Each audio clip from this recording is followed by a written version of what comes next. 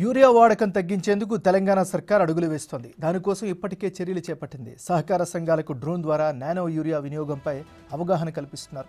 ఇఫ్కో సంస్థ ద్వారా జిల్లాలో ఎంపిక చేసి ఒక్కో సహకార సంఘానికి 15 లక్షల విలువగల యంత్రాలు, వాహనం, సామాగ్రి అందించారు.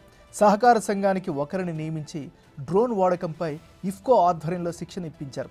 జిల్లాల్లో సేవలందిస్తున్న సహకార సంఘాలను ఎంపిక చేశారు. జిల్లాకు కనీసం 5 నుంచి 7 చొప్పున సహకార సంఘాలను ఎంపిక చేస్తున్నారు. ఆయా సంఘాల పరిధిలో ఒక్కో వ్యక్తిని ఎంపిక చేసి శిక్షణ ఇచ్చారు. వీరంతా డ్రోన్తో మందు పిచికారీ చేయనున్నారు. దీనిపై ట్రయల్ కూడా పూర్తయింది.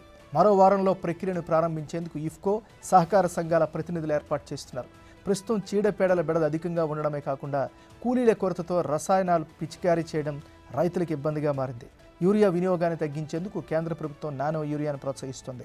డ్రోన్ పిచికారీకి ఎకరాకు 200, నానో యూరియాకు 225 రూపాయల చొప్పున రైతులు చెల్లించాల్సి ఉంటుంది.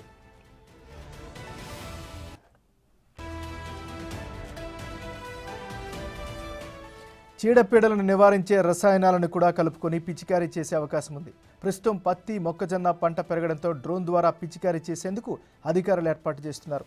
ఇఫ్కో సంస్థ అందించిన డ్రోన్ పరికరాల ద్వారా వారం రోజుల్లో పిచికారీ ప్రారంభించేందుకు చర్యలు చేపడుతున్నట్లు అధికారులు చెబుతున్నారు.